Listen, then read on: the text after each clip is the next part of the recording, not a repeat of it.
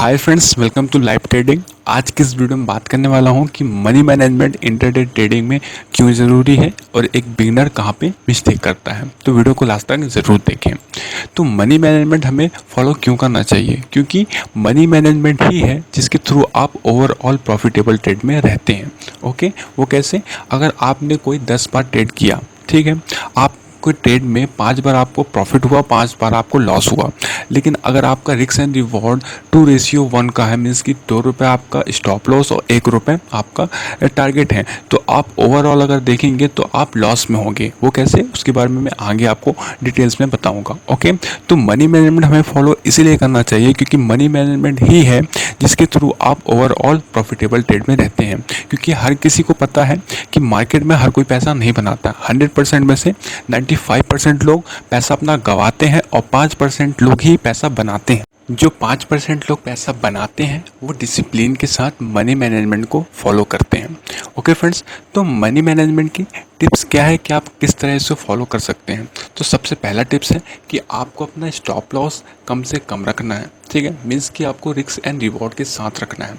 आपका ज़्यादा stop loss नहीं होना चाहिए और जो आपका रिस्क एंड रिवॉर्ड है वो स्टॉप लॉस से ज़्यादा ही होना चाहिए। ठीक है, इसके बारे में आगे बताऊंगा आपको मैं। ठीक है, तो आपको सबसे पहली बात है कि आपको स्टॉप लॉस अपना ज़्यादा नहीं रखना चाहिए। ओके, दूसरा, आपको अपना risk and reward ratio solid आपको मालूम होना चाहिए कि मेरा एंट्री पॉइंट कौन सा होगा और एग्जिट पॉइंट कौन सा होगा। ठीक है, ये बात मैं मानता हूँ कि हर किसी को नहीं पता होता है, लेकिन आप एक एक्सपेक्ट कर सकते हो कि मुझे यहाँ अगर पॉइंट मेरा बढ़ा तो मैं यहाँ से वापस आ जाऊँगा, अगर इस इतने पॉइंट मेरे नीचे हुई तो मैं वापस आ जाऊँगा। ठीक है, दोनों कंडीशन में वापस ही आना है, लेकिन कंडीशन आपकी होनी चाहिए। ओके, तो डोंट एवरेज डाउन, मीन्स कि आपको एवरेज डाउन नहीं करना है। मतलब कि ये है कि हर एक ट्रेडर जो बिगनर है वो ये गलती करता है, मैंने भी किया है, कि अगर आपको लॉस हो रहा होता है तो आप काफ़ी ज़्यादा वेट करते हैं। तो बिल्कुल भी वेट नहीं करना है। यदि आपके फेवर में ट्रेड नहीं हो रहा है तो आपको अपने मनी मैनेजमेंट या रिस्क एंड रिवॉर्ड रेशियो के साथ वापस आ जाना है। ठीक है, आपका स्टॉप लॉस हिट होता है, कोई दिक्कत नहीं, क्योंकि स्टॉप लॉस हिट होने के लिए ही होता है। ठीक है, टेक ब्रेक्स, मीन्स कि यदि आपको काफ़ी लॉन्ग टर्म में लॉस हो रहा है, कंटिन्यू लॉस हो रहा है, तो आपको थोड़ा रुक जाना चाहिए। आपको कंटिन्यू ट्रेडिंग नहीं करना चाहिए, क्योंकि हमारी जो साइकोलॉजी क्या होती है कि आप लगातार ट्रेड कर रहे हैं तो अगर लॉस ही लॉस हो रहा है तो आपका माइंडसेट हो जाता है कि मैं इसे रिकवर कैसे करूं, और रिकवर करने के चक्कर में आप और लॉस कर बैठते हैं। ठीक है, तो अगर आपको कंटिन्यू लॉस हो रहा है तो आप कुछ दिन रुक जाएं। Avoid high risk tradings, means कि आपको सबसे ज़्यादा ट्रेड अगर आपका हाई रिस्क वाला है अवॉइड करना, क्योंकि आप बिगिनर हैं, आपको ज़्यादा कुछ नहीं मालूम है मार्केट बारे में, तो आप कम से कम का रिस्क ही लें, ज़्यादा रिस्क नहीं लेना है आपको। ओके, आपसे अपने रिस्क को मैनेज करते आना चाहिए और अपने कैपेसिटी के हिसाब से ही आप ट्रेडिंग करें। हाई रिस्क ट्रेड ना करें, क्योंकि आपका जो कैपिटल है वो स्वाइप अप हो सकता है। ठीक है, आप कोई भी ट्रेड लें, पोजीशन बनाएं, तो उसमें आपको एक्सपेक्टेड रिटर्न्स आपको खुद ही डिसाइड करना होता है कि मैं इस ट्रेड पे कितना रिटर्न्स ले सकता हूं। क्योंकि अगर आपका टारगेट फिक्स नहीं है तो जब भी मार्केट आपके फेवर में जाएगा आप ग्रीडी हो जाएंगे और लॉस होने का चांसेस में ज़्यादा बढ़ जाता है। ओके फ्रेंड्स, तो सारा कुछ आपको देखना होता है, रिस्क को मैनेज करते आना चाहिए। ठीक है, और रिस्क एंड रिवॉर्ड रेशियो ये सबसे मेन पॉइंट है इस वीडियो का। तो अगर आप बिगिनर हैं तो आपको मार्जिन यूज़ नहीं करना है, ना ही लेवरेज। क्यों? क्योंकि आप बिगनर हैं, आप ज़्यादा मार्जिन के साथ, देखो जो भी ब्रोकर्स होते हैं वो ज़्यादा मार्जिन ही देते हैं, क्योंकि आपका पैसा 100 का 1000 हो सकता है, उसमें आप ज़्यादा आपकी क्वांटिटी आएंगे और आप ज़्यादा प्रॉफिट करवा सकते हैं, लेकिन उसमें क्या होगा कि आपके लॉस होने के चांसेस भी ज़्यादा बढ़ जाते हैं। ठीक है, तो आप बिगनर हैं, ज़्यादा नॉलेज नहीं है आपको, या फिर नॉलेज है भी तो मार्जिन का यूज़ कम से कम करना चाहिए।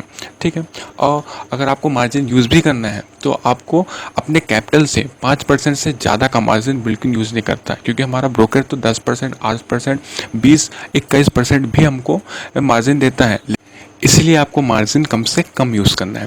अब रिस्क टू रिवॉर्ड रेशियो आप कैसे फाइंड आउट करेंगे?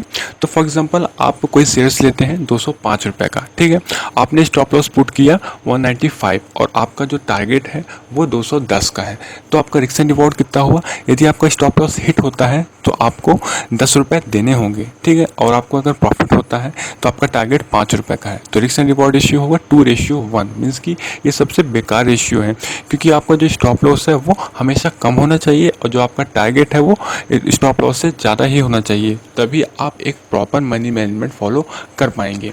ठीक है, तो आपका जो रिस्क एंड रिवॉर्ड रेशियो क्या होना चाहिए, आपको 1 होना चाहिए स्टॉप लॉस और 2 रुपये आपको होना चाहिए टारगेट, तभी आप जाके अब पूरे ओवरऑल प्रॉफिट ट्रेड में हो सकते हैं। ठीक है, अगर आप ज़्यादा इंटरमीडिएट हैं, ठीक है, आपको ज़्यादा ही अनुभव हो चुका है या फिर एक्सपीरियंस हो चुका है, तो आपका रेशियो बढ़ा भी सकते हैं आप, जैसे 1:3 भी कर सकते हैं। लेकिन मिनिमम टाइम क्या होता है कि आप अपना रेशियो ज़्यादा बढ़ाएंगे तो आपका रिस्क फैक्टर बढ़ता है। ठीक है, तो आप स्टार्टिंग से आप करिए। ठीक है, धीरे धीरे ही सीढ़ी चढ़ेंगे तभी जाके आपको इसमें आप इंटरमीडिएट बन पाएंगे। ठीक है, यदि हम सोचें कि आज में ही हमें सारा कुछ मिल जाए तो ऐसा पॉसिबल नहीं है, क्योंकि पैसा कमाना काफ़ी टफ काम है। ठीक है, इतना सरल नहीं है। जैसे हर किसी ने कहा है कि स्टॉक मार्केट में आपको 1,000, 2,000, 5,000 दिन का आप कमा सकते हैं, अर्न कर सकते हैं, वो हो सकता है, लेकिन आपको उसमें आपको सारा कुछ डिटेल स्टडी करना होता है, एक्सपीरियंस, प्रैक्टिस, सारा कुछ उसमें बेस है।